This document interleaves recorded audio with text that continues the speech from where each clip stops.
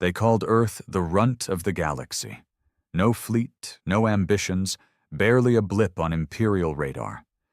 We flew in garbage trolleys. They owned planets. We begged scraps. We were herd fodder. I stood on the outer deck of the Valiant, fingering the sweat-streaked railing as we jumped into another cross-sector relay. Deck plates vibrated under my boots. For months we'd kept her secret. Earth's hidden supercarrier. To them, it was just myth. To us, our last fist in the universe's eye. The briefing flagged me Chief Tactical Officer. A joke. I hadn't even commanded a dinky scout, let alone a supercarrier capable of launching waves of stealth drones and quantum fighters. But desperation makes heroes out of pantry rats. And when the old empire pressured us, blockading our trading lanes, jacking tariffs on raw materials, we answered with words. Now, after the 5th trade embargo, Earth was done talking. On integration deck, engineers huddled over fuse banks. Overhead, through thick translight windows, haze-racked farmland rolled into hyper-farm complexes. We'd hidden the Valiant in plain sight. Under our own factories, through base deep under the crust, shielded by an entire agricultural shield grid. Her hull wasn't just steel. It was centuries of smarts, misuse, scavenged tech, and more than one stolen empire design.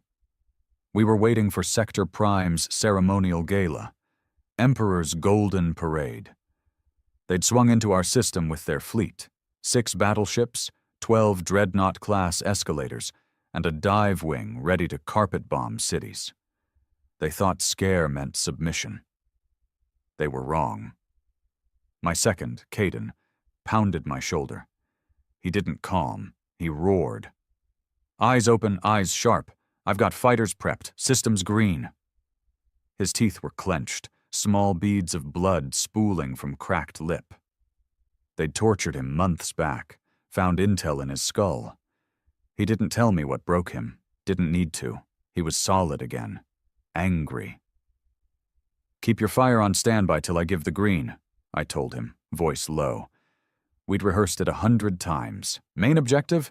Hit the flagship's shields before their wow-decker even knew we existed. Break status quo, show them what Earth could do. Consoles flared. Red icons bloomed on strategic overlays. I traced the formation of the enemy fleet. Classic diamond punch. Capital in center, escorts in jockey positions, fighters circling. Nothing clever. Predictable. Good, I said. Beneath the echo of my own voice, I heard the heartbeat thrum of the ship, the pulse of antimatter, drives. The cybergenics AI, coded together with stolen Imperial algorithms, whined in the back of the system, keeping sequencers primed, relays synced. Fed comm traffic, radio buzzed. Pinnacle-class flagship Dominus Felix was giving a speech about Earth's futility. Typical. Their drones spammed propaganda through secure channels. The voice, calm and disdainful. Earth's rebellion is a child's tantrum, a localized inconvenience. Submit or be caged. Typical. Caden uncapped his throat mic. We won't submit, not this time. I didn't reply. I scanned the feeds. The transit window opened. The AI confirmed cloak integrity at 99.8%. We were hidden. Even Imperial spectrometers wouldn't register us, not until we fired. My palms sweated. I gripped the rail. Archaic, Terran, physical. The world I came from begged us to escape. Not stand and fight, not here, not like this. But we were all scarred. The Empire had crushed colonists outside Sol, vaporized lives, sold tech licenses only at sky-high prices, bent governments until they collapsed. Earth was exhausted. They fouled the cradle we called home. We'd sworn, unspoken oath, to hit back. Sector Blinken 5. Cluster pack ready? Drone bays at launch threshold? Barked Lieutenant Voss, the only one with the cojones to talk like that within earshot of his superiors. He carried a blast scar over his cheek. exposure to battlefield shield overtones. He looked like a fist with a face. Voss grinned. That grin meant trouble. I activated tactical terminal. Buttons lit under my fingers. Launch in 4. Silent approach vectors 63 left. Drone strike protocol alpha. Target shields of flagship. Use quantum scram. Cut their regenerative matrix. Caden's voice. Counting. 3. My heart thudded inside my ribcage, a primal drum. To fight with hidden might. Take dogs by surprise. Challenge the Empire's myth of supremacy. For my brother who died under blockades. For my sister who starved. For the millions whose cries washed over me in broadcasts on illegal channels. For every weeping parent in refugee camps. 2. Silence. 1. Launch. Around me, the Valiant shuddered from the release of 50 stealth drones and 6 quantum fighters. They slipped from the hidden hangars, bodies lit by internal photonics. I watched them, each one a seed of retribution, sliding through the void like arrows loosed from a warbow. Sensor feeds lit up. Drones went dark, vanished from all spectrums.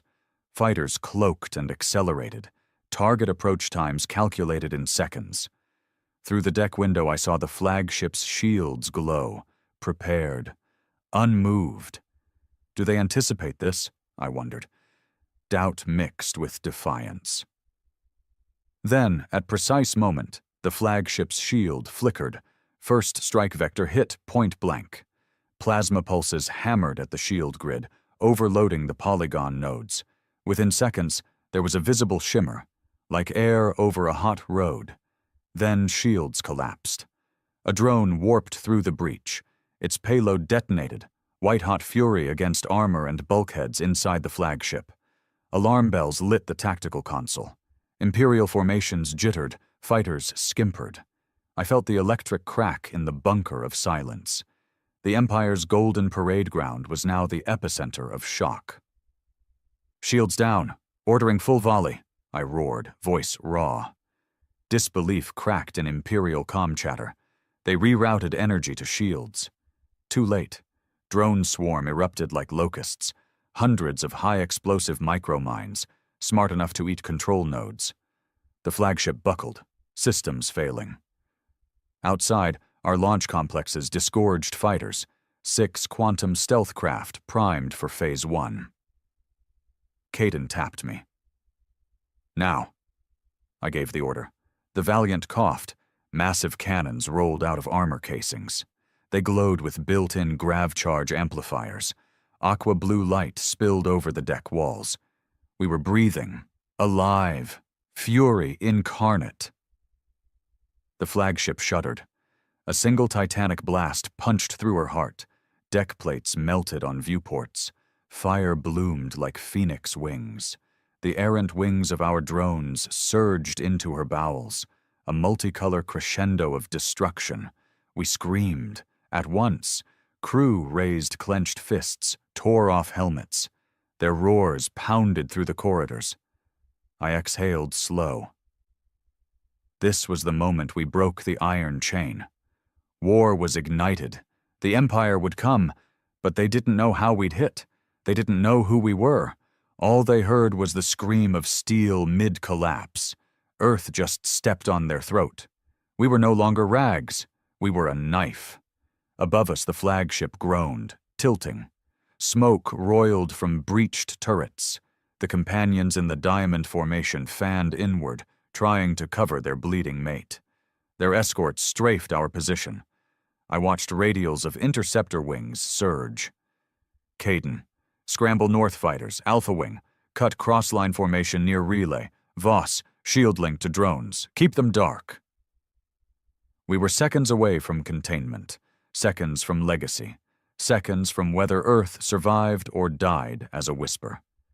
But now we stood in the open. The Empire would strike back, with warships, with nukes, with extermination squads. That first volley was our message. Earth is not fodder.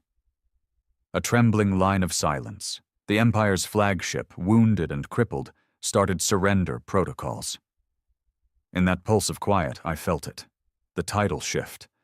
The way a man's soul rattles when he digs into a riverbed and pulls out a bone, ancient proof he's not alone. We'd sparked a revolution here. Today, seconds ago. This blast in the absence of radar, a supercarrier that shouldn't exist, and the Empire trembling, but the war was just starting. And we had sanity left only because we still breathed. They didn't come in peace after that.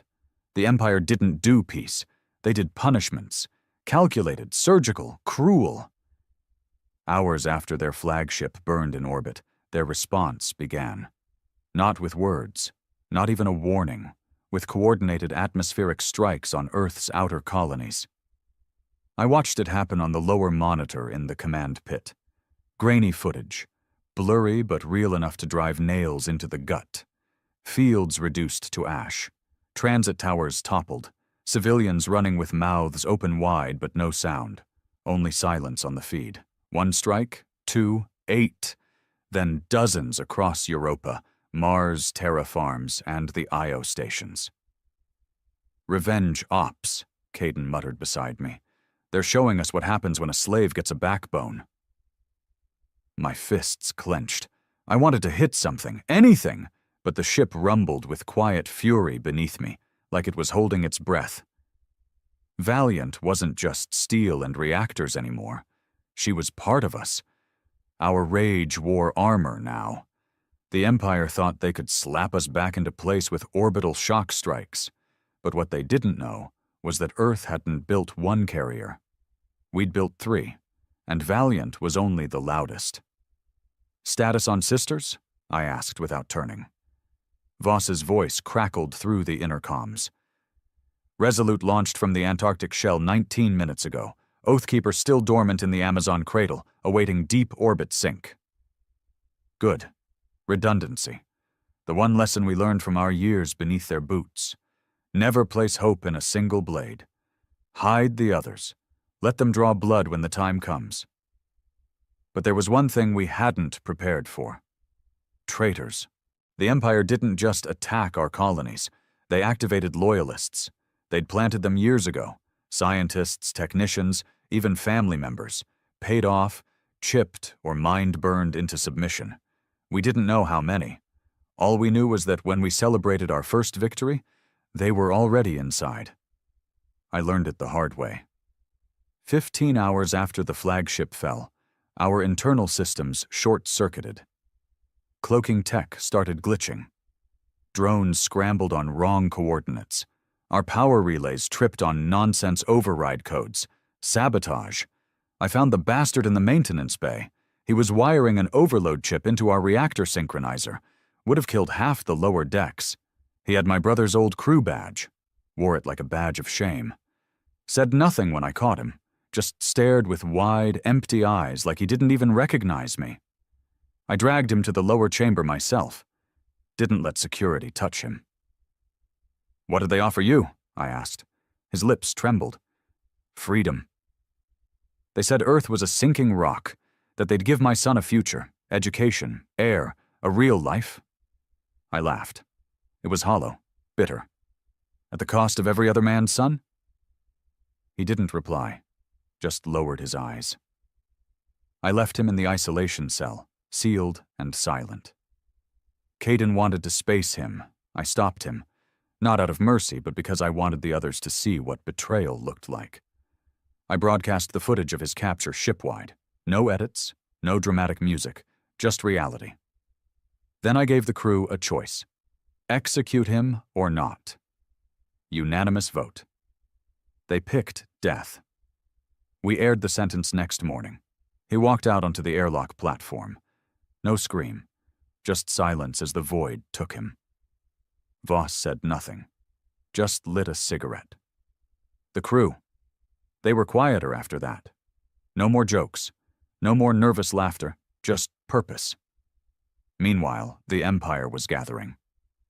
The intel we intercepted told us they were calling it a purification fleet. 6 sectors worth of warships, an entire quadrant of their military machine, was heading toward Earth. The final solution. They didn't intend to retake us. They meant to erase us. We had maybe 3 days. That was when High Command finally called. I took the call from an encrypted node in the core room.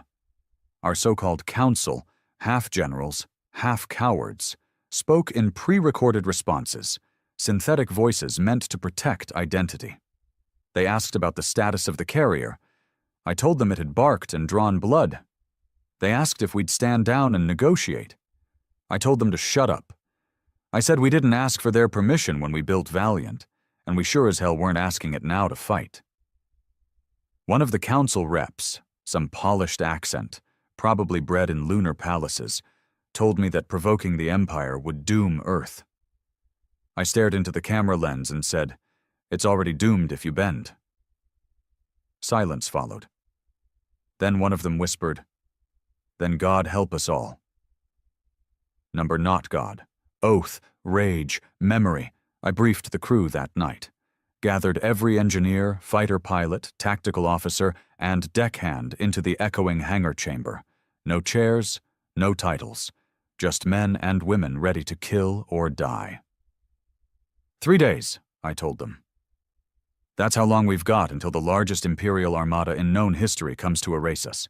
They'll burn the sky. They'll crush cities. They'll make examples of every rebel child they find. Silence. They think we'll break. But here's what they don't know. I pointed to the massive hologram of Valiant's blueprints spinning above us. They don't know this ship can cloak entire cities. They don't know we have mimic tech that lets our carriers project false locations. They don't know our new drones aren't just weapons. They're code carriers, designed to infect, hijack, and sabotage their capital ships. I stepped forward, fire in my voice. They don't know that we've turned Earth into a minefield, that every colony they think they hit has a bunker 10 stories deep. They don't know that this ship has protocols we haven't even tested. AI routines that think like warlords, not politicians. I scanned the room. And most of all, they don't know we're not scared anymore. Voss punched the air. Caden grinned like a man about to jump from a cliff. The rest, they roared. The next 24 hours were chaos, but controlled, the kind that meant action. We loaded missiles, upgraded our mimic drives, sent encrypted pings to sister carriers, Resolute confirmed docking with the lunar cannon array. Oathkeeper was hiding beneath the Amazon basin, underwater, waiting to surface. The trap was set. All we needed now was the Empire to walk into it. And they would. Because arrogance was their religion. They believed Earth was soft. They were about to learn the taste of steel. The day they came, the sky bled fire. You could see it even from orbit. Ships blacking out stars, dropping into formation like an anvil falling through silk. Their warpath cut through Saturn's rings, tore through every comm line we had near the Jovian perimeter. Nothing elegant about them. No grace, just mass. Brutal and overwhelming.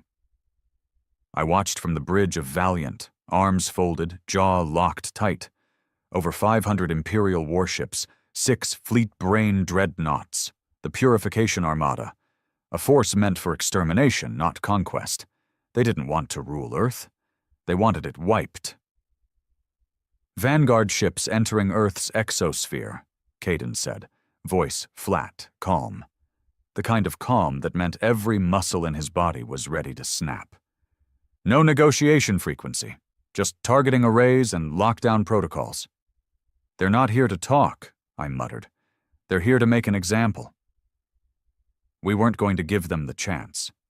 The trap was set, and they'd stepped into the mouth. Valiant was silent, cloaked, drifting just outside the moon's shadow, invisible on every spectrum that mattered.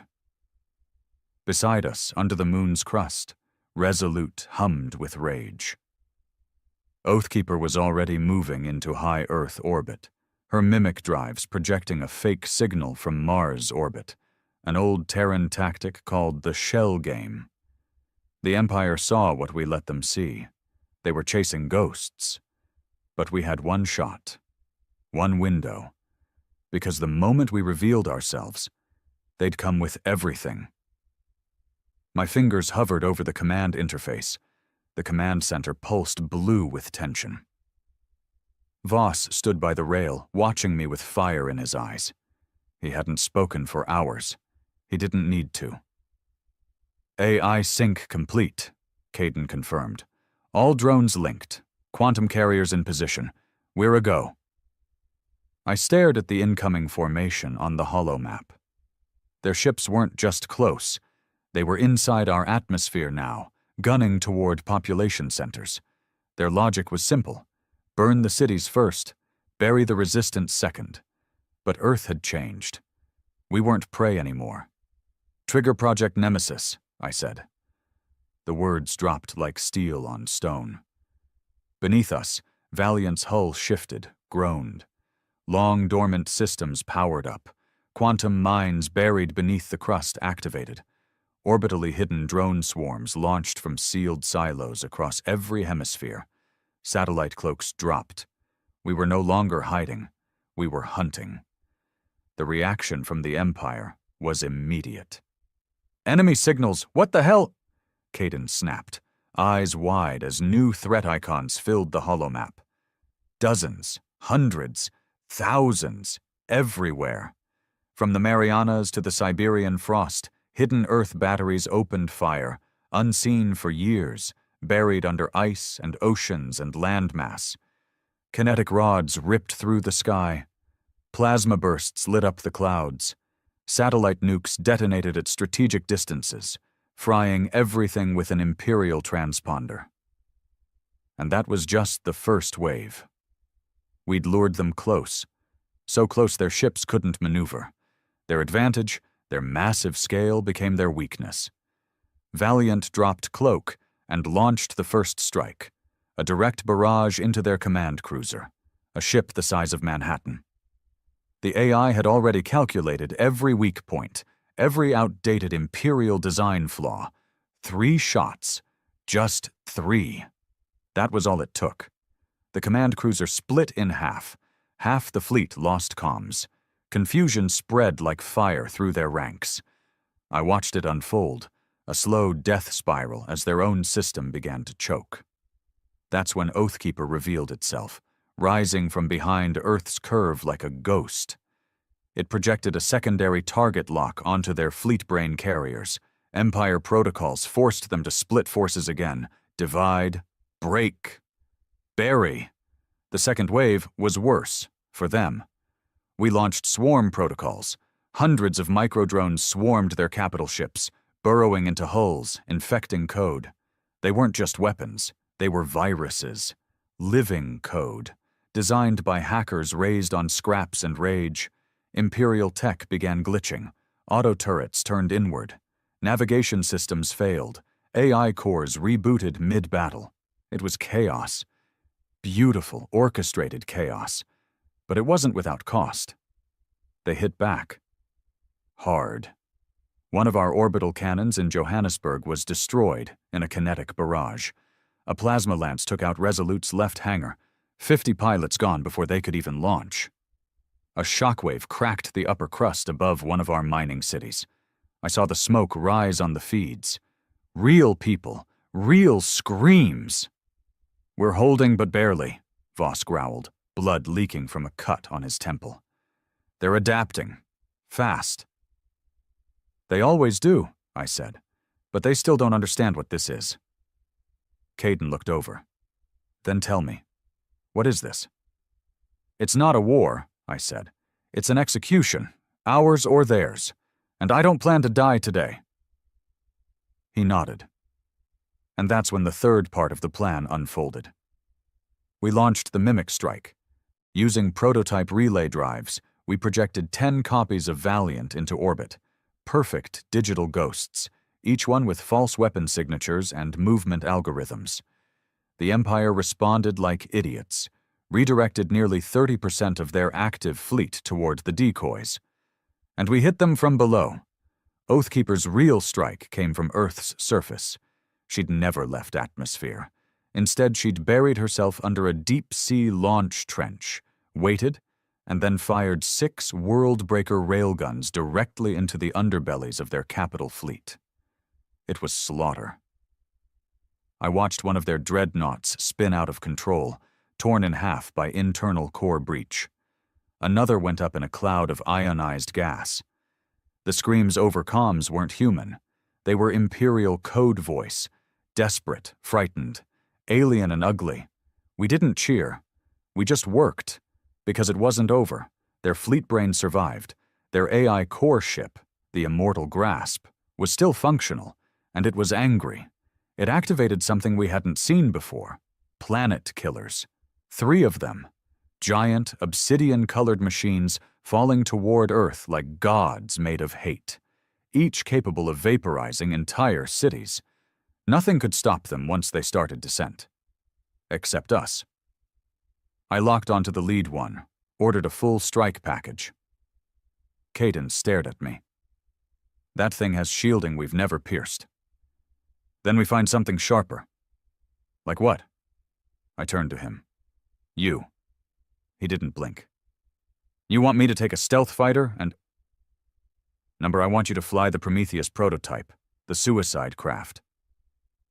He froze. You said that was theoretical. You said it was unstable. It is. And you want me to pilot it? You said you'd do anything to make them pay. He nodded slowly. Then give them hell. The Prometheus wasn't a ship. It was a warning. Designed in the shadow of extinction, forged in secrecy, built only once. No backups, no manuals, one pilot, one flight, one purpose.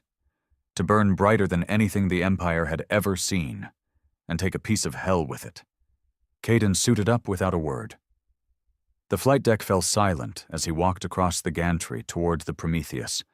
No music, no cheers, just the low hum of reactor spools warming and the bitter scent of ozone from overloaded capacitors. We all knew he wouldn't come back. Prometheus ran on a triple-layered singularity core. You didn't land it. You didn't eject. You went in hot, full throttle, and when it reached the target, you didn't just detonate, you ripped space apart. Cadence stopped at the ladder, looked up at the cockpit, then turned to me. You sure this is the only way? He asked, voice calm. Steady. No, I said. But it's the only one that matters now. He nodded once. No tears, no theatrics. Just the quiet acceptance of a man who had already died in his head and was now running on loyalty. I want them to remember this, he said. They will. He climbed in, the cockpit sealed. Prometheus hummed like a devil waking from a long nap. The hull shimmered as its core spun up, warping the magnetic fields around it. The launch crew stepped back. Some of them couldn't even watch. A few crossed themselves. Others just stared. I watched from the control tower. Final targeting? I asked. Voss's voice came over the comms. Planet killer confirmed. Lead unit, descent velocity stable. If we don't stop it in the next 60 seconds, it hits Beijing. Send him, the gantry disengaged. Prometheus dropped like a stone, then surged forward with a sonic boom that cracked every window across the hangar. It vanished in a blur, punching through the atmosphere at velocities we weren't even supposed to survive. Trajectory locked. Target locked. Core temperature holding, came Caden's voice over the channel. I gripped the rail. The fleet brain responded immediately. The Immortal Grasp dispatched interceptors, dozens of them. Ships with faster thrusters, smarter AIs, better guns. Didn't matter. Caden didn't dodge. He didn't weave. He went straight through. Prometheus's outer shell was lined with nano-reflective armor that bent lasers and deflected energy pulses. A few shots landed. One blew off a side fin. Another scorched his rear vector. He didn't flinch. Almost there, he muttered. Inside the control room, we watched every readout climb toward red. Core temp rising, pressure mounting, the singularity pulsing like a heartbeat. 5 seconds to contact. The planet killer loomed massive in the feed, a floating tower of death, already humming with plasma charge, its cannons targeting the Earth's crust. Caden didn't shout a battle cry. He just said one word: payback. Then Prometheus struck. The explosion wasn't fire, it wasn't heat, it was absence. A hole punched through space itself. The sky folded inward. The planet killer didn't explode. It disappeared. Obliterated, unwritten from the laws of physics, the shockwave hit Earth seconds later. Sky turned purple, air cracked. Every ship within 200 kilometers dropped from the sky like puppets with their strings cut. Silence. On the comms, nothing. We lost Caden. But we saved Earth. I stood in the command pit, fists clenched, throat dry. The crew was still, eyes wide. They had seen sacrifice before, but nothing like that. No one moved. Voss stepped beside me. It worked, I nodded. But there are two more. That's when Earth responded. Not with ships, not with guns, with anger. All across the globe, resistance cells that had waited in the dark finally rose. Civilians took up arms. Blackout networks came online. Radio towers, thought long dead, began to broadcast. The Empire tried to control a people who had nothing left to lose. And it was a mistake. Guerrilla strikes hit Imperial supply ships. Hackers crashed their coordination links. Farmers opened sealed bunkers and deployed shoulder-mounted beam lances built from salvaged tech. Kids, actual kids, ran anti-drone routines from school laptops, bringing down swarm controllers. This wasn't Earth, the subject. This was Earth, the berserker. We took down the second planet killer using 2 stolen Imperial missiles and a precision drone strike. The third was never launched. They didn't get the chance. Because by then, the immortal grasp had lost its fleet brains, half its weapons, and now its edge. It tried to run. We didn't let it. Valiant gave chase. The final battle wasn't elegant. It was brutal. The grasp had deeper shields, thicker armor, more power than anything we'd ever faced. But we had something it didn't. Hate. Years of it. Generations. Burned into every bolt of Valiant's hull, every finger on a trigger, every last drop of sweat that built her. We tore into that ship like wolves. Drones rammed, cannons roared. Voss piloted a squadron straight through its docking bay. I saw him go in, didn't see him come out.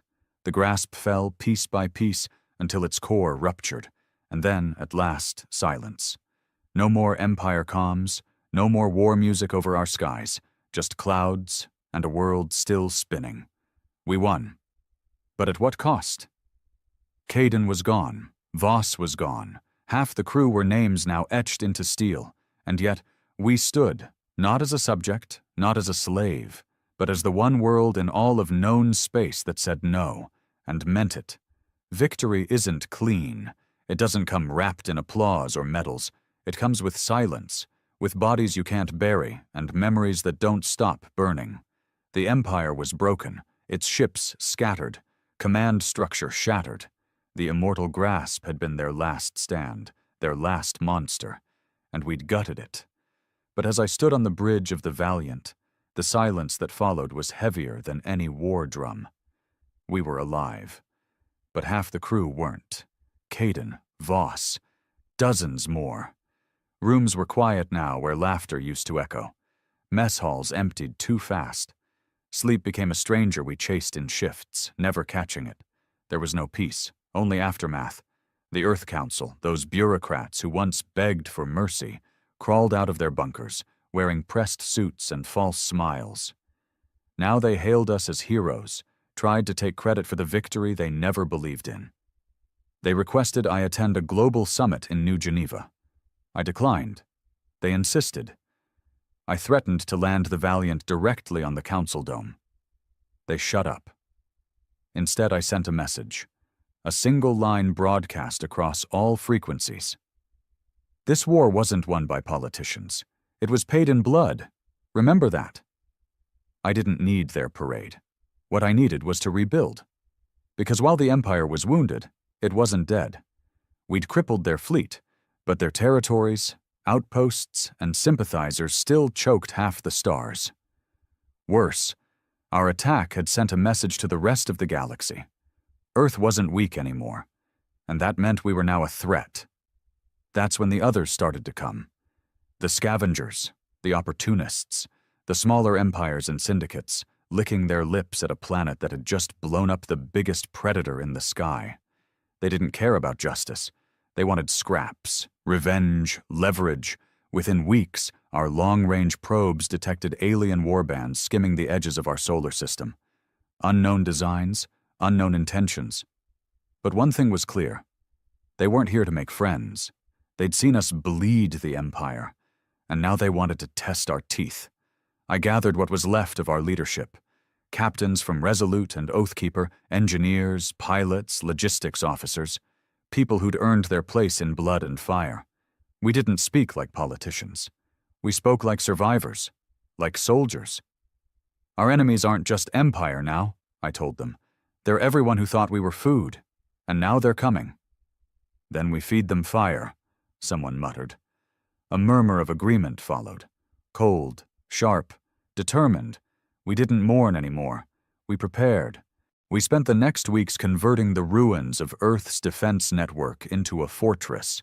Every colony, every mining platform, every orbital relay was turned into a gun platform. Drones were mass-produced by the millions. AI-driven reconnaissance ships were deployed to the far reaches of space. We didn't wait for the next war. We made sure we saw it coming. But something else stirred. A question. Now that we'd killed the lion, did we become it? The Valiant had power now. Earth trusted us more than their own governments. They called us protectors. But in whispers, some feared we were becoming something worse. That one day, we'd be the ones showing up in other skies, demanding submission. I felt it too. That creeping chill that comes when you stare too long into the abyss, and it starts to look back like a mirror. I didn't want power. I wanted Earth to never kneel again. But how long before that line blurred? How long before defense became domination? I stood alone on the upper deck one night. Stars sprawled above, half the solar system lit up by our new defense grid. I heard Caden's voice in my head. They'll remember us for what we do next. He was right, because history doesn't care who fired first, only who stood last. So we drew new lines. We created a fleet code. One rule: no conquest, no expansion, only defense. Any ship flying Earth's flag had to swear by it. Break that oath, and you were no better than the Empire. Some didn't like it. Some said it was weakness. I didn't care. We'd won the right to decide who we were, and I'd be damned if we turned into the thing we just destroyed. But then the message came. Intercepted from deep space. Unknown origin. It was a simple binary packet. Primitive. Old school. Not Empire, not alien, just 5 words. You're not alone. We remember. Attached was a set of coordinates, far beyond the rim, past known space. It wasn't a threat. It was a call. There were others out there, watching, waiting, maybe allies, maybe not. But the galaxy had heard our scream, and now someone was answering. The signal wouldn't stop. It repeated every 73 minutes. Same 5 words, same raw binary code, same coordinates, like a heartbeat echoing across space. You're not alone. We remember. We analyzed it every way possible. Encryption scans, spectrum shifts, historical data sweeps. No match to any known human comms or alien protocol. It wasn't a trap. Not the kind we knew, at least. It was older than any of us expected. Embedded within it was a harmonic frequency. Deep space coded into analog tones, like it came from a time when ships still used steel radios. One of our comms techs traced the origin algorithm back to Earth's early deep space programs, late 2010s, a forgotten mission, A sleeper probe sent beyond the rim during Earth's darkest resource crisis, back when we were choking on our own smog and killing over water. The probe was supposed to fail. But something, or someone, had answered it. Now the question wasn't what the signal was. The question was whether we dared respond. I brought it to the Fleet Council. Some wanted to ignore it. Said Earth had enough enemies without following a ghost into deep space. Said this wasn't the time for exploration. It was the time to fortify. Others feared a trap. Said it reeked of old war psyops. But there was one voice that mattered more than any. Mine. I'm taking Valiant, I said. We'll jump. Alone. No backup. If it's a trap, better us than all of Earth. If it's real, we need to know. No one argued. They knew I wouldn't ask permission. We prepped in silence. Loaded rations, mapped jump coordinates, synced quantum nav threads. I picked a lean crew, just 20, the best I had left. Pilots, engineers, combat specialists, people I trusted, people who had nothing left to lose. We jumped at 0400 Terran time. The stars bent. Reality stretched, then stillness. The outer rim was darker than anything I'd seen. No suns nearby, no planetary beacons, just a dead zone with nothing but whispers on every scanner. And then we saw it. At first it looked like a moon, round, cratered, floating dead in the void. But as we drew closer, details emerged. Too symmetrical, too deliberate. Antennas fused to rock, hull plates grown over natural stone, a hybrid, a ship and a tomb fused into one. We hailed it. No response. We pinged docking protocols. A signal bounced back. Barely a whisper. I suited up and boarded with 4 others.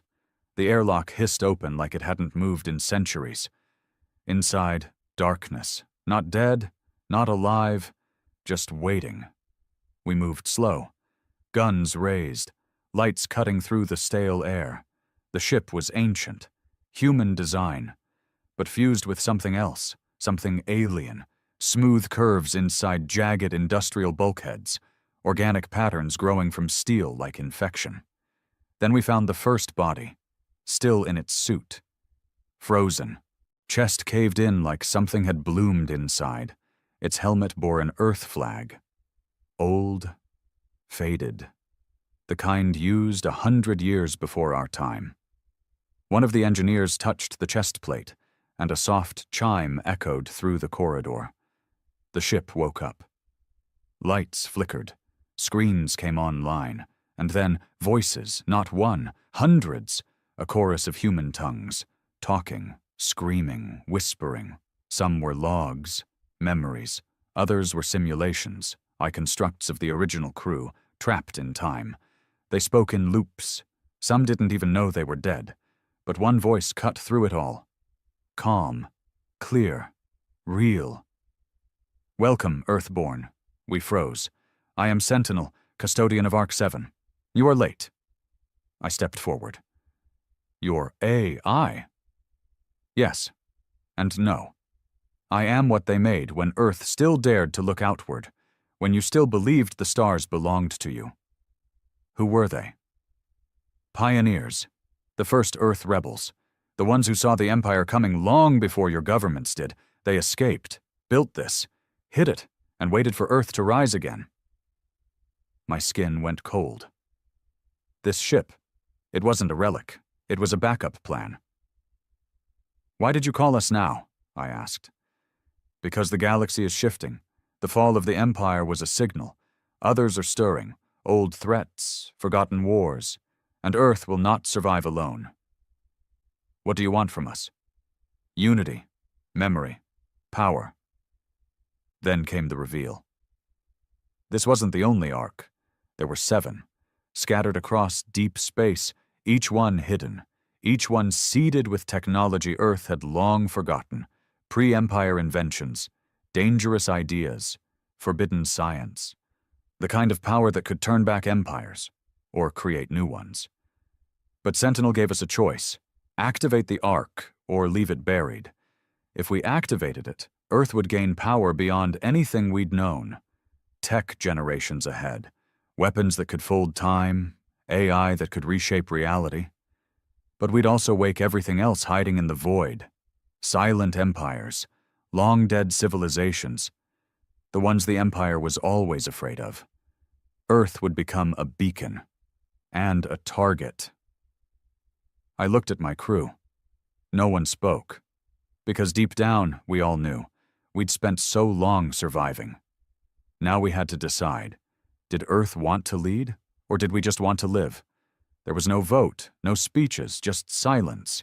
Each of us stood in the heart of Arc 7, staring at the core, an obsidian sphere taller than any of us, floating mid-air, pulsing with a low hum that felt more like a heartbeat than a machine.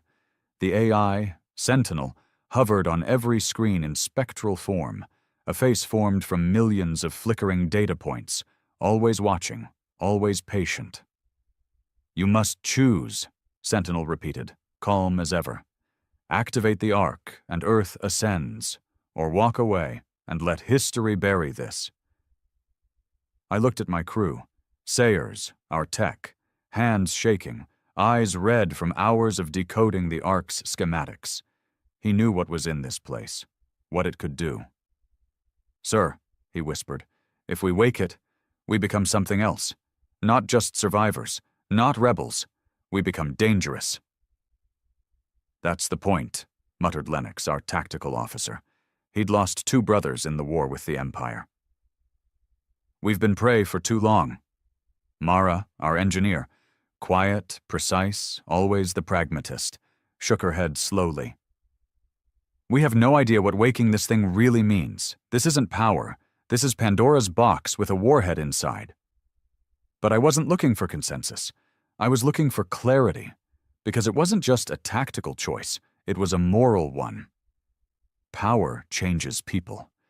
Empires rise not from need, but from the hunger to never feel helpless again. And I knew myself, knew the weight in my fists, the rage that still lived in my chest every time I thought of Caden, of Voss, of the millions who died because Earth had been weak. I wanted this. God help me. I wanted it. But I needed to know what that would make us.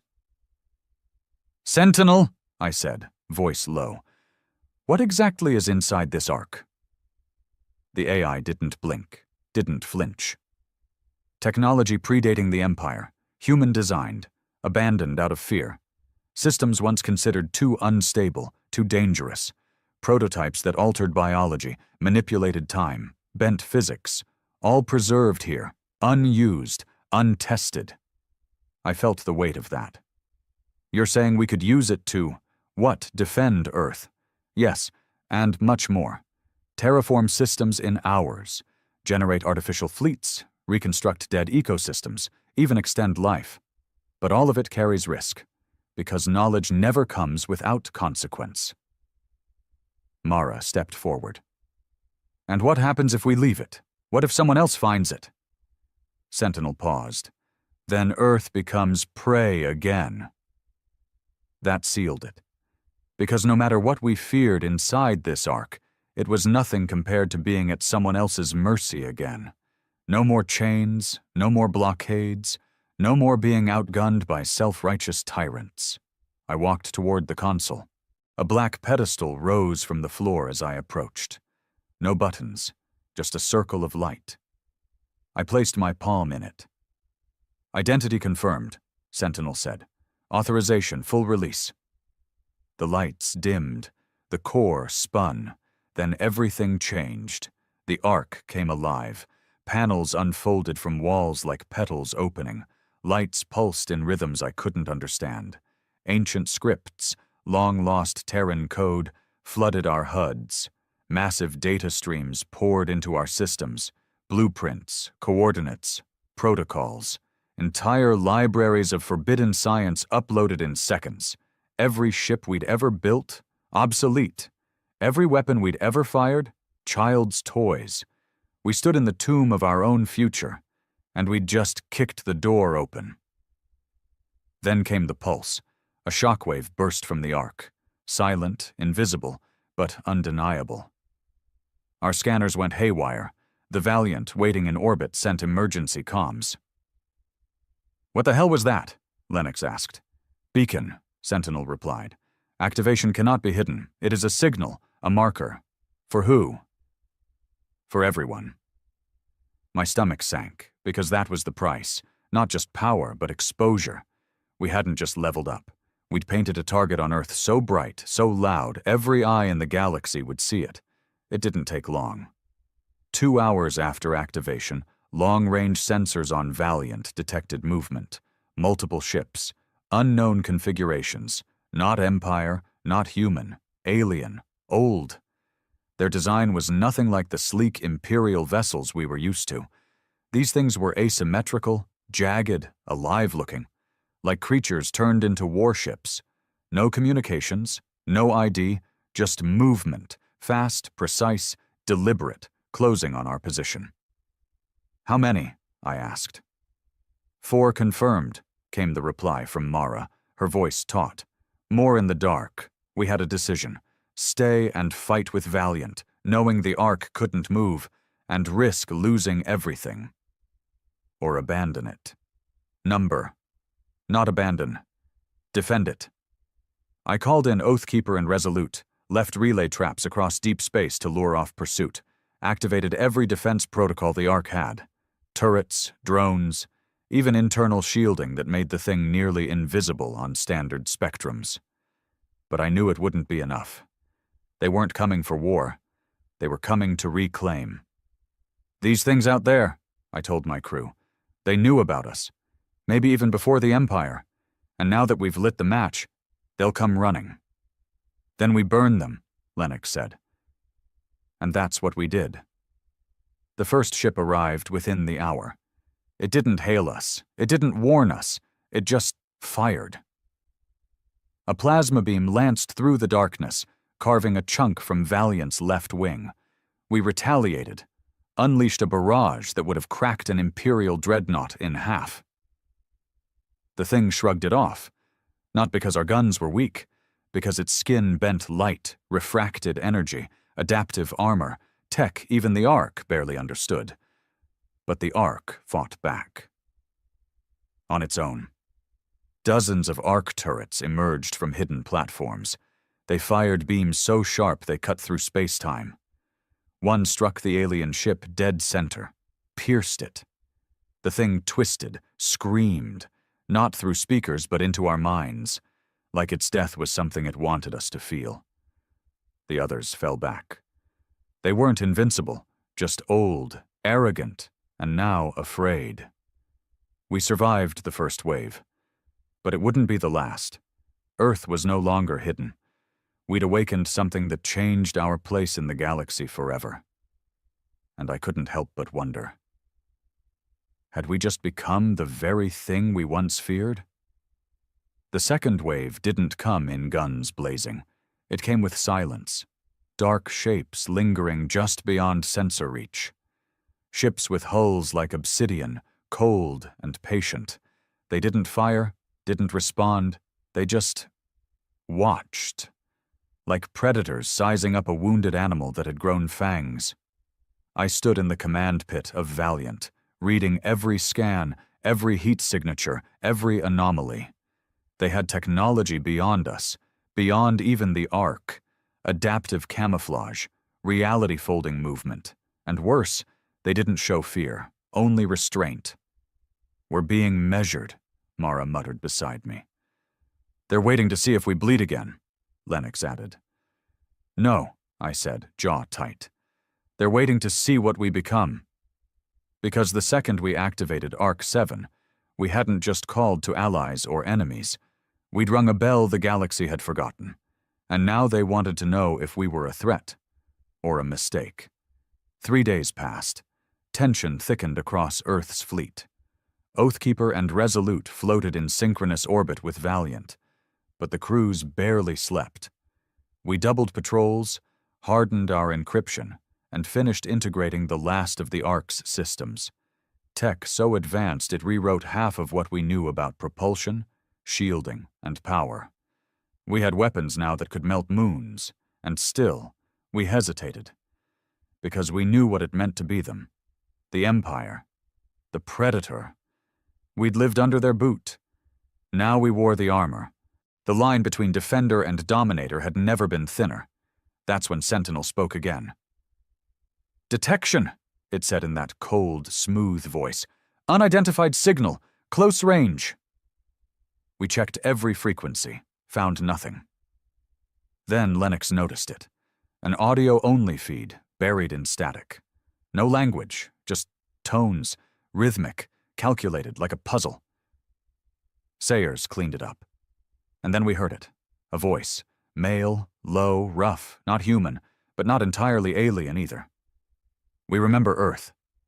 It wasn't the same as the beacon. It was personal. We watched your world burn, watched you crawl, watched you rise. And now, we wonder. Do you seek justice or conquest? It wasn't a question. It was a warning. I stood, grabbed the mic, and answered. "We seek peace, but we'll never kneel again." Silence. Then you are like us. My stomach twisted. Like us? "What are you?" I asked. No answer. Instead, a single ship approached. Slow, unarmed, unshielded. A vessel unlike the others, scarred, pitted, old, carved with symbols that looked both ancient and familiar. The closer it came, the more I realized it was part human. Fragments of old Terran ships in its hull, designs from the early Resistance era. It was a ghost ship, a relic held together by something else. They hailed us again. Audio only. "A gift," the voice said. "Knowledge, memory. The price of survival is understanding." Then the ship powered down. We boarded it. Inside, no crew, just data. Thousands of files, logs, messages, footage. What we saw rewrote history. Earth hadn't been alone in its suffering. The Empire hadn't just conquered our world. They'd wiped entire species from the stars. Civilizations older than ours, crushed before we could even launch satellites. But some had survived, gone dark, vanished, waiting, watching, and building. This ship was from them, a coalition of survivors, fragmented across galaxies, united only by one belief. The Empire will fall, and something worse will rise in its place unless we choose differently. We were their test, their tipping point. Earth, the last world to rise from the ashes of subjugation, the one species arrogant and desperate enough to awaken power buried for centuries. We were the spark, and the match. Back on Valiant, I stood before the bridge crew, tired and wired, fire burning in my chest. "We have two choices," I told them. "Use this tech to rebuild Earth. Keep the power, guard it, protect ourselves, and hope no one comes knocking." Mara nodded. "And the other?" "We use it to unify, not conquer, not rule, but create something new, something that doesn't kneel and doesn't enslave." Lennox frowned. "Sounds like a dream." "Maybe. But the alternative is the galaxy goes back to the way it was, empire after empire choking the stars." He didn't argue. He knew I was right. So we made a decision. We called every Terran colony, every outpost, every resistance cell still holding out in deep space. We told them what we found. We gave them the choice. And Earth answered. Not with fear, not with greed, but with fury. We began the integration of ARC-7's systems across all fleet assets, upgraded every satellite, every transport, every mining vessel. We shared blueprints, spread power evenly. No one government owned it. No one army held the codes. The fleet became united under one banner, not of Earth alone, but of remembrance. We called it the Phoenix Accord. One rule: no empire, no throne, no chains, only vigilance, only resistance. We reached out to the survivors behind the gift ship, built channels, shared our data, and one by one they responded. Voices from the dark, hidden enclaves, species thought extinct, broken fleets, fugitives. They saw Earth not as a threat, but as a chance, a world that remembered pain, and refused to cause it again. But peace doesn't come free. And as the days passed, new threats stirred. Not just from outside, from within. Some Terran factions wanted more. Power for power's sake, weapons unleashed, boundaries ignored, ethics buried. One of our own, a fleet commander named Harlan, tried to hijack an arc relay, said Earth should lead the stars, said peace was a myth only the weak clung to. We confronted him at the orbital defense platform near Titan. He brought 30 ships. I brought 10. And still he lost, because he forgot something.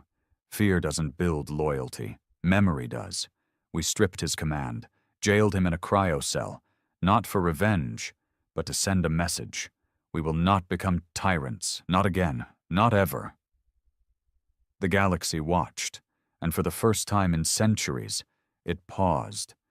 Because somewhere, in the ashes of a ruined planet, something impossible had happened.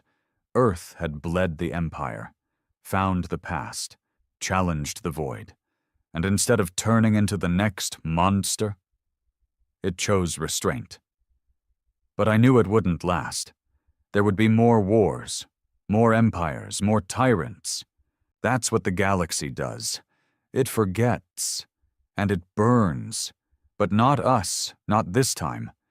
We'd built something different now, not a utopia, not a kingdom, a promise, forged in silence, carried in steel, written in blood. They say history is written by the victors. But that's not true. History is written by the survivors, the tired, the broken, the scarred, the ones who crawled through ash with blood in their mouths and fire in their eyes, carrying names they could never say again. I survived. And so did Earth. But we didn't come out whole. We came out changed. The Valiant never returned to orbit. After the formation of the Phoenix Accord, we decommissioned her as a warship, turned her into a museum above the old Indian Ocean, not for tourists, not for glory, for memory. Every bolt in her hull still sings with ghost voices. Every corridor whispers names of the lost. And I walk them sometimes, alone, boots echoing in silence. I visit the old command pit. Stand at the railing where I gave my first order to fire. I stare at the cracked panel where Caden punched the override to launch Prometheus. I press my hand against the blast-scorched floor where Voss bled out during the Grasp assault. And I remember. Not because I want to, because I have to. Peace came slowly. At first, it felt like pretending, like waiting for another boot to drop, another empire to rise, another predator to sniff us out. But months passed, then a year, then 2. The survivors of the Grasp conflict formed the Accord Council. Not leaders, custodians. No one wore medals.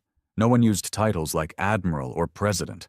We were all just pieces of the machine now, different parts of a broken species learning how to move again without hurting itself. Earth rebuilt. Not like before. Not with towers of glass and cities choking in light. We built slow, smaller settlements, decentralized tech, clean energy, reclaimed land. Some colonies didn't want to rejoin. They had their own scars. We let them go. No force, no guilt, just a handshake and an open channel if they ever needed help. We kept the Phoenix fleet small, enough to defend, never enough to invade. And the Ark? We didn't open the other 6, not yet. Sentinel said they'd wait. And I believed him, because we weren't ready to hold all that power. Not while some of us still wanted to use it for leverage, not while old instincts still lingered like rust on our bones. But we studied it, trained a new generation, not in war, but in memory, in ethics, in restraint. And when one of the old alien watchers, the Obsidian ships from the Rim, returned 2 years later, they didn't come with guns. They came with an offer, a seat. At their table, a council of the forgotten, species who had survived their own empires, their own genocides, their own falls, They didn't trust easily, but they'd seen us bleed the Empire, seen us rise, and seen us not turn it into another throne. That meant something. I didn't go. I sent Mara. She'd earned it. She returned 3 months later with a datapad filled with coordinates and one message. We are not the first, but we might be the last chance the galaxy has to get it right. And I believed her. Now I live in the highlands above New Kilimanjaro, a quiet place. No tech hum, no gun towers, just wind and sky and the occasional flyover from drone patrols I barely hear anymore. Children laugh here. That's how I know it's real. Sometimes they find me, ask who I was, what I did. They call me commander, hero, architect. I let them talk. But when they leave, I sit with the truth. I was just a man who got sick of kneeling, who got tired of burying friends, who saw what happened when you let fear become law and power become gospel. I didn't win a war. I survived a scream and turned it into a signal that said, no more chains, no more silence, no more pretending we're too small to matter, because Earth was never small. We were just quiet for too long. Now the galaxy listens when we speak, not because we're loud, not because we're powerful, but because we earned it with scars and smoke and sacrifice. And maybe, just maybe, that's what victory really means. Not the moment the enemy falls, but the first time you look at a sky without waiting for fire, and see only stars. The sky above Earth had turned into a battlefield. Alien warships, massive and menacing, blotted out the sun as they descended from orbit. The Zilari had come, not to negotiate, not to warn, but to conquer. Their plasma cannons rained fire upon cities, leveling buildings, turning streets into molten craters, and reducing humanity's monuments to dust. Across the world, governments fell into chaos, scrambling to mount a defense against the overwhelming force. The Zilari had expected submission. They had conquered 100 worlds before, each one folding under their technological superiority. They assumed Earth would be no different. They were wrong. Amidst the rubble of New York, a lone soldier stood. His face was smeared with dirt and blood, his combat armor scorched from the fires of battle. His rifle, though battered, was still gripped tightly in his hands.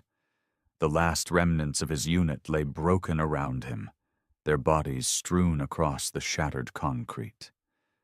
He was alone, outnumbered, and surrounded by towering alien warriors. A Zilari commander, standing nearly 9 feet tall, stepped forward. Its chitinous exoskeleton glistened under the flickering lights of burning skyscrapers. It sneered in its guttural language, believing the human was too weak to fight back. But the soldier wasn't afraid. He spat blood onto the ground and wiped his mouth with the back of his hand. Then, through gritted teeth, he spoke words that would echo in history. "You dared attack Earth, now you'll pay." His words weren't just a threat, they were a promise, and the Zilari would soon learn the terrifying truth about humanity. The resistance had begun. The first days of the invasion were a massacre, but humans didn't crumble. They adapted. The remaining armies across the world, once divided by borders and politics, now fought as one. Civilians became soldiers. Scientists turned their minds toward war. Factories that once made cars and computers now churned out weapons designed to exploit every weakness the aliens had. And their greatest weapon? Rage. The Zilari had never encountered anything like it. Most species they had conquered begged for mercy. They surrendered at the first sign of defeat. But humans fought even when they had nothing left. They didn't just defend. They hunted. In the ruins of Tokyo, a group of engineers hacked into the Zilari's own systems, turning their war machines against them. In the forests of Brazil, Guerrilla fighters used their intimate knowledge of the land to ambush the invaders, striking from the shadows like ghosts. In the icy wastelands of Siberia, human snipers picked off commanders from miles away, their shots precise and merciless. And in the skies above, Earth's surviving pilots waged a desperate aerial war, dodging alien lasers and missiles, pushing their outdated but resilient jets beyond their limits. The Zalari may have had superior technology, but humans had something even more powerful: determination. The lone soldier who had stood against the commander in New York wasn't forgotten. His defiance spread like wildfire. Videos of his last stand, of his words, "You dared attack Earth, now you'll pay," were broadcast across every remaining human stronghold. He became a symbol, and soon Earth wasn't just fighting for survival. It was fighting for revenge. The tide of war was beginning to shift. The Zalari had expected a swift conquest. What they got was a war they weren't prepared to fight. For the first time in their history, they were afraid. The Zalari fleet, once an unstoppable force of conquest, found itself caught in a nightmare it couldn't understand. The humans refused to surrender. Every inch of Earth's soil was a battleground, every city a fortress, every ruined street a death trap. The Zalari had the numbers, the firepower, and the technology, but none of it seemed to matter. At first, they dismissed humanity's defiance as foolishness. They believed that crushing resistance was only a matter of time. But as days turned to weeks, that belief wavered. Then came the first true blow to their invasion. In the war-torn ruins of London, a squad of human engineers accomplished what no alien species had before. They captured a Zalari command ship. It wasn't just an act of rebellion. It was an act of war on a scale the Zalari had never encountered. Using reverse-engineered technology, human scientists worked around the clock to crack into the ship's systems. They learned the weaknesses of the Zalari fleet, dissecting their strategies, finding vulnerabilities no species had ever exploited before. And with that knowledge, the humans struck back harder than ever. Zalari battleships, once thought invincible, were suddenly falling from the sky. Their shields, once impenetrable, flickered and failed under precise human strikes. The same weapons they had used to rain destruction upon Earth were now being turned against them. For the first time, the Zalari were not the hunters. They were the hunted. The turning point came when Earth's resistance, now organized into a single global force, launched a counteroffensive in the United States. The Zalari had set up their primary war command center in Washington, D.C., believing that human leadership had been shattered. What they hadn't counted on was the sheer unpredictability of human ingenuity. The plan was brutal, desperate, and utterly brilliant. A coalition of former special forces, cyber warfare experts, and volunteer fighters infiltrated the heart of the Zalari's stronghold. Using stolen alien weapons, they moved like shadows through the night, cutting down patrols, sabotaging supply lines, and hacking into their systems. Then, when the moment was right, they sent a single message, broadcasted across every communication network the Zalari used. It was a face the invaders recognized. The same soldier who had stood alone in New York, the one who had spoken the words that had become Earth's battle cry. His face was battered, his eyes burned with fury, and his voice was cold as steel. "We gave you a chance to leave. You didn't listen. Now it's our turn." And with that, the humans unleashed hell. Explosions erupted across Washington, D.C. in a synchronized assault. Resistance fighters emerged from the shadows, wielding both human and alien weapons, tearing through Zalari ranks with terrifying efficiency. Makeshift tanks, built from scavenged parts and repurposed enemy tech, rolled through the streets, crushing anything in their path. From the air, hacked Zalari dropships, piloted by human defectors, rained fire down upon the enemy. The Zalari, who had once believed Earth would fall within days, now found themselves surrounded, outgunned, and outmatched.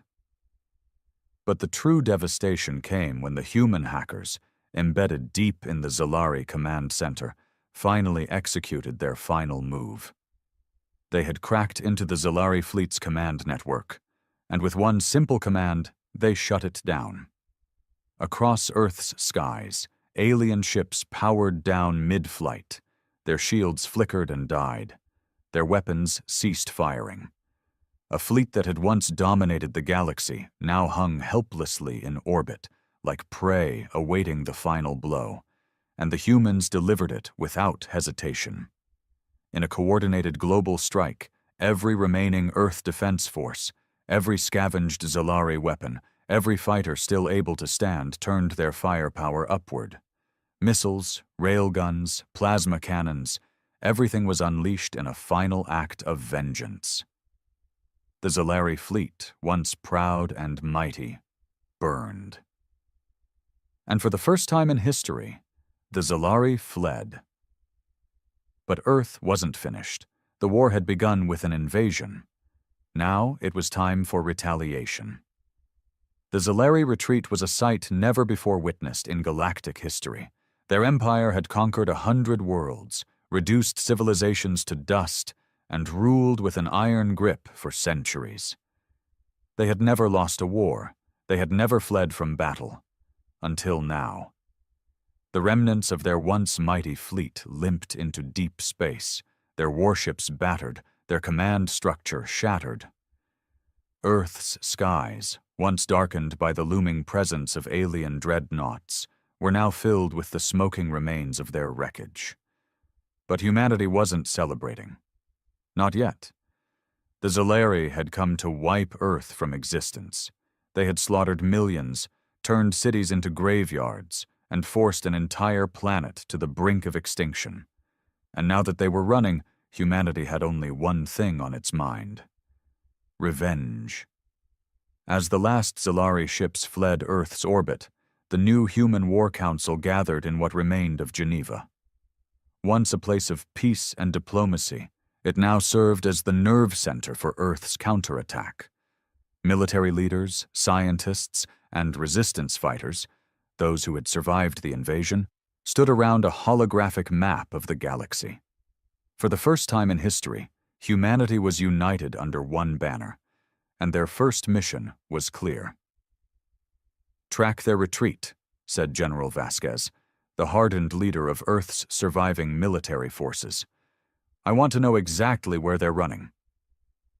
A team of cyber warfare specialists using stolen Zalari data worked through the night. By morning, they had their answer. The Zalari were retreating to a fortified outpost in a nearby star system, a planet called Vorlax 7. It was a military stronghold, heavily defended, and home to tens of thousands of Zalari troops. Perfect. "We take the fight to them," said the soldier whose defiance had sparked the resistance. His name was Captain Eric Cole, and his face had become the symbol of Earth's rage. He pointed at the holographic display, eyes burning with fury. "They came here expecting an easy victory," he said. "Now we show them what it means to be hunted." Earth's forces had no grand fleet, no mighty warships, but they had something far deadlier: human ingenuity. They scavenged Zalari technology, reverse engineering it faster than anyone had thought possible. Within weeks, they had assembled a fleet of stolen alien ships, outfitted with human modifications, more aggressive targeting systems, enhanced maneuverability, and weapons fine-tuned for destruction. The Zalari had underestimated humans once. They wouldn't live long enough to make that mistake again. The invasion fleet, made up of Earth's best pilots, soldiers, and cyber warfare units, launched from hidden bases across the world. Their mission wasn't just to strike back. It was to send a message. And that message was simple: you dared attack Earth, now we're coming for you. Vorlax 7 never saw them coming. The Zalari, still reeling from their disastrous defeat, believed Earth was too weak to retaliate. Their defenses were lax, their forces unprepared. They had no idea that death was already falling from the sky. The human fleet emerged from hyperspace like a storm. They moved fast, hitting key targets before the Zalari could react. Military installations exploded in massive fireballs. Defensive turrets were hacked and turned against their own soldiers. Then came the ground assault. Eric Cole and his team dropped onto the surface in stolen Zalari dropships, cutting through enemy lines like a blade through flesh. They fought with brutal efficiency, not as conquerors, but as executioners. For every human city that had burned, they burned 10 Zalari outposts. For every human life lost, they took 100 in return. The Zalari begged for surrender. Some tried to flee. Others threw down their weapons, hoping for mercy. Humanity had none to give. Vorlax 7 was turned into a graveyard. And it was only the beginning. Back on Earth, the news of the counterattack spread like wildfire. The people, once victims of an alien onslaught, now stood victorious. But they weren't content with just one battle. The war for vengeance had begun. No longer was humanity a species waiting for destruction. Now, they were the ones who would burn the galaxy down. The fall of Vorlax 7 sent shockwaves across the Zalari Empire. They had expected humanity to be another forgotten casualty in their long history of conquest. Instead, they had created a nightmare, a species that refused to die, that adapted faster than anything they had ever faced, and that was now fueled by nothing but vengeance. Across the galaxy, Zalari governors and military officials scrambled to prepare defenses. Fleets were repositioned, fortress worlds were reinforced, entire sectors were locked down under martial law. None of it would be enough, because humanity had declared war, and war was all they knew now. On Earth, the captured Zalari technology was being pushed to its absolute limits. Human engineers, fueled by rage and desperation, worked day and night to unlock the secrets of their enemies' machines. And in doing so, they created something terrifying. Within months, Earth's industrial centers, rebuilt from the ashes of invasion, began churning out warships at an unprecedented rate. But these weren't just stolen Zalari designs. These were human warships, crafted with the sole purpose of annihilation. Faster, deadlier, more brutal than anything the galaxy had ever seen. Their names were a warning, retribution, wrath, vengeance, hellfire, each one a promise that the Zalari's sins would be paid for in blood. And at the heart of this new fleet was a single ship, the largest, most fearsome warship humanity had ever built. Its hull was reinforced with scavenged Zalari plating. Its weapons were a mix of alien and human firepower, and its name was whispered like a prayer among Earth's soldiers. Judgment Day. Eric Cole stood on its bridge, staring out into the endless void of space. The war was far from over. The Zalari still held dozens of worlds under their rule, each one a reminder of the atrocities they had committed. "We take back what they stole," Cole said, his voice cold, his eyes burning. "We burn their empire to the ground." The officers around him nodded. There was no hesitation, no fear, because Earth had already suffered the worst the galaxy could throw at them. And now it was their turn to strike. The first target was Draelus Prime, a key Zalari supply world deep within their empire. It was heavily fortified, with orbital defenses and planetary shields that had stood untouched for centuries. The Zalari believed it to be impenetrable. They were wrong. The human fleet emerged from hyperspace like a hurricane. Unlike the Zalari, who fought with precision and calculated strategy, humanity fought with rage. They didn't just disable enemy ships, they tore them apart. They didn't just invade the planet, they razed it. Zalari forces tried to hold the line. They failed. For every human that fell, 100 Zalari died screaming. The battle lasted less than a day. By the time the sun set on Draelus Prime, the Zalari flag had been torn down, and in its place stood something new. The symbol of Earth, the first conquered world of the human empire. Across the galaxy, word of humanity's retaliation spread like wildfire. Other species, once too afraid to resist the Zalari, began to rise up. Rebel factions launched uprisings on occupied worlds. Entire colonies declared independence, and at the heart of it all was Earth. The Zalari had started this war. Now humanity would finish it. The fall of Draelus Prime was only the beginning. Humanity had tasted vengeance, and they would not stop until the Zalari Empire was nothing more than dust. Across the stars, human warships spread like wildfire. They struck with terrifying precision, appearing out of nowhere, dismantling Zalari defenses, and vanishing before reinforcements could arrive. The Zalari, once the undisputed rulers of the galaxy, were being hunted. Their strongholds burned, their fleets shattered. Their leaders, once arrogant and untouchable, were now fleeing like rats, desperately searching for a place to hide. But there was nowhere left to run, because humanity was coming.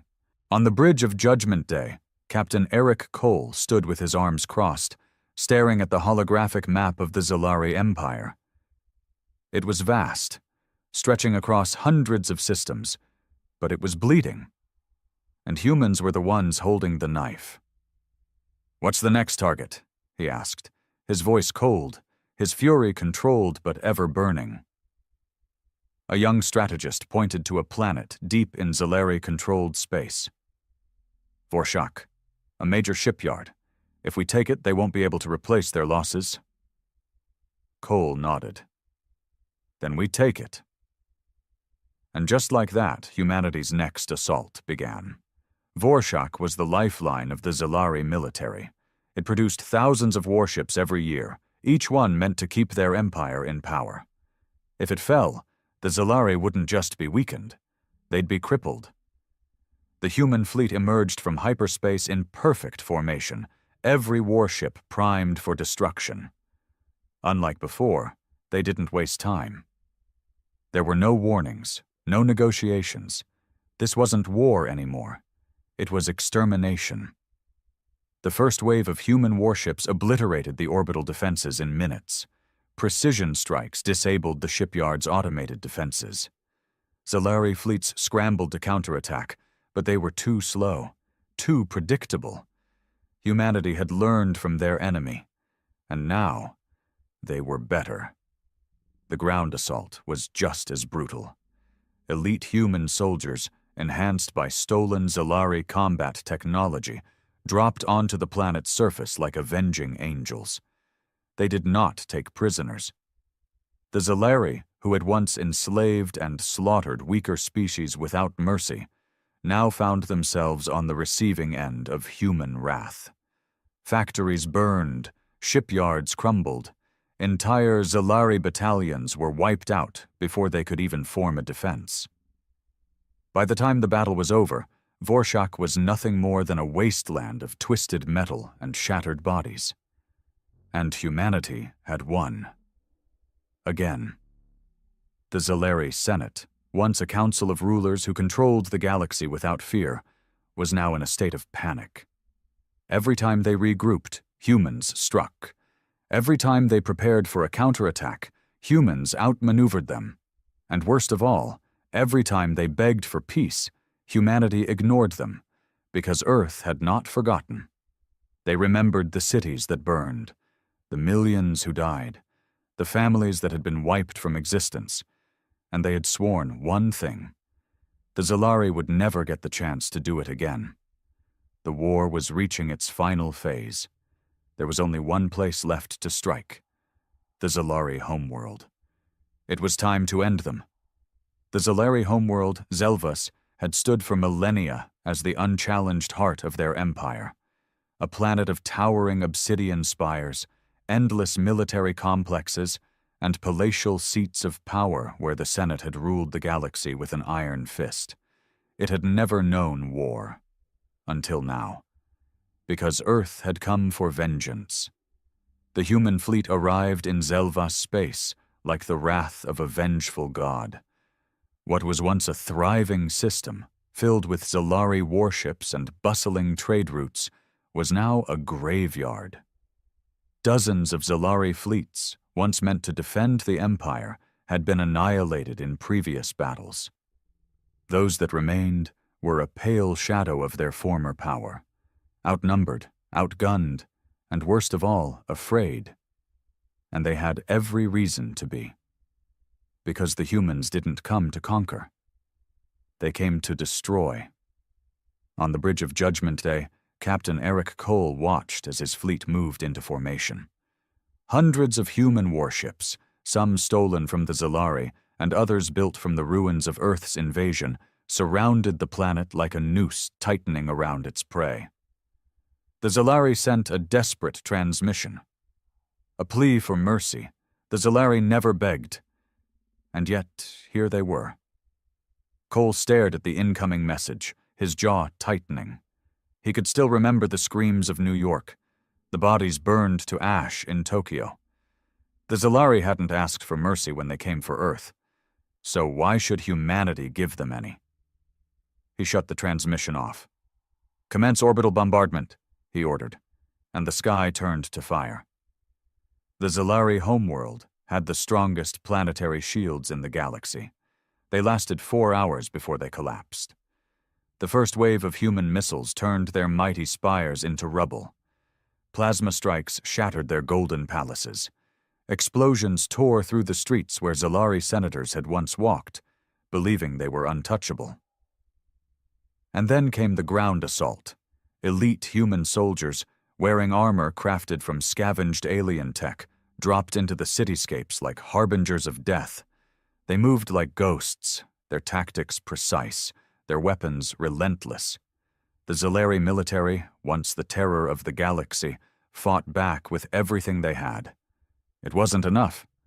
For every human that fell, 100 Zalari died screaming. For every street they tried to defend, humans burned 10 of theirs in retaliation. This wasn't a battle. It was judgment. The Zalari Senate, the rulers of the Empire, made their final stand in the Grand Palace, the very heart of their dominion. They barricaded themselves behind walls of steel, surrounded by their finest warriors. They thought they could negotiate, that if they surrendered they could save themselves. They still didn't understand. Humanity wasn't interested in peace. Cole led the final assault himself. His team breached the palace doors, cutting through Zalari guards like they were nothing. The senators, trembling, pleaded for their lives. They offered power. They offered wealth. Cole raised his rifle. "You dared attack Earth," he said coldly. Then he pulled the trigger, and the Zalari Empire died. The war was over. Zelvas burned. The last of the Zalari fleets were destroyed. Their species, once the rulers of the galaxy, were now nothing more than scattered survivors, running from the ghosts of the billions they had slaughtered. And humanity? Humanity had won. But they had become something else in the process. They were no longer just survivors. They were now the new rulers of the stars, and the galaxy would never be the same again. The age of Earth had begun. The fires of Zelvas burned for weeks. The once glorious capital of the Zalari Empire had been reduced to ash and ruin. Its towering spires, once symbols of power, were now nothing but crumbling skeletons under a sky choked with smoke. The last remnants of the Zalari people, those who had managed to survive, wandered through the ruins like ghosts. They had once ruled the stars. Now they were a broken, dying species, and Earth had made sure of it. On board Judgment Day, Eric Cole stood on the bridge, watching as the fires of the Zalari homeworld flickered below. His face, once filled with rage, was now stone cold. Victory should have felt like justice. Instead, it felt empty. "We did it. one of his officers said beside him. "We won." Cole exhaled slowly, his fingers tightening into fists. Had they really won? They had avenged Earth, yes. But in doing so, they had become something else entirely. Humanity was no longer the underdog fighting for survival. Now, they were the new conquerors, and the galaxy would never forget it. The destruction of the Zalari Empire sent shockwaves across the galaxy. Species that had once suffered under the Zalari's rule celebrated their downfall. On distant planets, the enslaved were now free, their chains broken by Earth's wrath. But not everyone saw humanity as saviors. To some, they were worse than the Zalari. The speed at which humans had adapted to war terrified the rest of the galaxy. No species had ever fought back like Earth. No civilization had ever turned their suffering into pure, unrelenting vengeance. Now, whispers spread through the void. The galaxy had traded one master for another, and Earth was far more dangerous. Across the ruins of their once great empire, the last surviving Zalari begged for mercy. Some tried to flee into the shadows of the galaxy, hoping to hide on uncharted worlds. Others surrendered, pleading for their lives. But Earth was divided. Many humans demanded total extermination. They wanted the Zalari wiped from existence, just as they had tried to do to Earth. Others, however, argued for mercy. A small faction believed that if humanity destroyed an entire species, they would be no better than the monsters they had fought against. A vote was held among Earth's new leaders. The decision? The Zalari would be exiled. The surviving remnants of their species were loaded onto ships and sent into the deep void, banished from the known galaxy. They would wander the stars forever, their once mighty empire nothing more than a ghost story. But some whispered that the Zalari would never forget. And one day, they might return. With the Zalari destroyed, Earth stood alone as the most powerful force in the galaxy, and power demanded order. The leaders of the resistance, once ordinary soldiers and freedom fighters, now became rulers. A new government was formed, not a democracy, but a militarized empire, forged in the fires of war. Earth no longer fought for survival. Now they ruled the stars. Human fleets patrolled former Zalari space, enforcing their own laws. Entire planets swore loyalty to the human empire. Some did so willingly. Others? They didn't have a choice.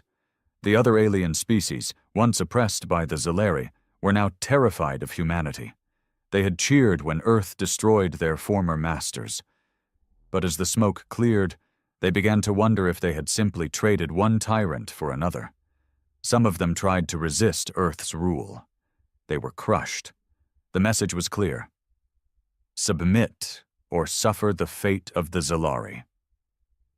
Some species bowed immediately, swearing allegiance to the new human empire. Others vanished into deep space, hoping to avoid Earth's wrath. But a few whispered of rebellion, because in every empire there are always those who refuse to kneel. Not all humans were proud of what Earth had become. Some remembered when humanity had fought for freedom, not conquest, when they had been defenders, not rulers. Now, they were becoming the very thing they had once hated. A secret resistance began to grow within Earth's own ranks. Soldiers who once fought for vengeance now fought for redemption. They called themselves the Last Light. Their goal? To stop the human empire before it became a new age of terror. And if that meant fighting their own people, so be it. As Earth spread its dominion across the stars, something stirred in the darkness, something ancient, something far worse than the Zalari. A deep space probe, launched from Earth's capital, disappeared near the dead systems, a region of space so feared that even the Zalari had never dared explore it. Before the signal was lost, it sent back one final transmission, a single image, a fleet, not Zalari, not human, something else, and then a voice, a deep, unfathomable voice that sent chills through every scientist who heard it. "We see you, Earth. We watched you destroy the Zolari. Now, we are coming." Humanity had fought to survive. They had conquered to avenge. But now they would face something beyond war, because the true test of Earth's might was only just beginning. The message from the dead systems sent a ripple of fear through Earth's leadership. For years, humanity had been the unstoppable force, the hunters, the conquerors, the rulers. They had burned the Zolari Empire to the ground, reduced their enemies to ash, and established themselves as the dominant power in the galaxy. But now, something else was watching them. Something older than the Zolari, something that had never feared them. And worst of all, it was coming. Earth's War Council, once a symbol of human unity, was split. Some wanted to prepare for war, to strike first before this unknown threat could act. Others argued that Earth had already lost too much, that they couldn't afford another war so soon. But Eric Cole? He had seen too much death. He had fought too long. And in his gut, he knew one thing. We have to be ready. So in secret, Earth's top scientists, engineers, and strategists began preparing for the worst. They built weapons unlike anything the galaxy had ever seen. They trained soldiers for a war against the unknown. They sent scouts into the dead systems, searching for answers, but none of them returned. The first true encounter happened 6 months later. A deep space human fleet, patrolling the edge of known space, vanished without a trace. At first, Earth thought it was an accident, a malfunction, a jump drive failure. Then, a single escape pod drifted back into human space. Inside, a lone survivor, a man who had been driven mad. His eyes were hollow, his body covered in scars that weren't made by any known weapon. He screamed when they tried to question him. He clawed at his own face, repeating the same phrase over and over again. They aren't like the Zolari. They don't conquer. They consume. Then, before anyone could stop him, he took his own life. Humanity had believed they were the most dangerous force in the galaxy. They were wrong, because something far worse had arrived. They were called the Nightfall, a species that didn't conquer, didn't enslave, didn't negotiate. They erased. Their ships were monstrous, unlike anything the galaxy had ever seen. Black, jagged, pulsating with energy that didn't register on human scanners. Their weapons didn't fire beams or projectiles. They ripped reality apart, turning entire warships into dust in seconds. And their soldiers? They weren't alive. They were shadows, figures wrapped in obsidian armor that moved faster than human eyes could follow. They didn't speak. They didn't hesitate. They devoured everything in their path. And now, they had set their sights on Earth. The war against the Nightfall wasn't a war. It was a slaughter. Human fleets, once unstoppable, were ripped apart like paper. Planets fell in days. Their populations erased without a trace. Weapons that had crushed the Zolari did nothing against this new enemy. For the first time since Earth's rise to power, humanity was outmatched. And for the first time, Eric Cole felt something he hadn't felt in years. Fear. But humanity had not fought this long just to die. They had one last chance, a desperate, reckless plan that could either save them or end them forever. The scientists of Earth discovered something, a weakness. The Nightfall weren't invincible. Their ships, their soldiers, they weren't from this universe. They were intruders, existing in a half-reality, slipping in and out of space like ghosts. That's why conventional weapons did nothing. That's why no one could stop them. But if Earth could rip open the veil between realities, if they could expose the Nightfall fully, they could kill them. It was a gamble, a final stand. And if it failed, there would be nothing left of Earth. No history, no memory, nothing. the last of Earth's fleets gathered above the burning remains of Mars. It was here that humanity would make its last stand. The nightfall came in the millions. Their black, jagged warships filled the sky, darkening the stars. And then Eric Cole gave the order. Activate the Rift Bomb. A device built with every last ounce of Earth's technology tore a hole through reality itself. And suddenly, the Nightfall weren't untouchable anymore. Human weapons, for the first time, hit their mark. The impossible, invincible enemy bled, and humanity unleashed hell. The battle lasted 3 days. Earth's fleet was all but destroyed. Millions of humans died. Entire planets were lost forever. But the Nightfall? They were eradicated.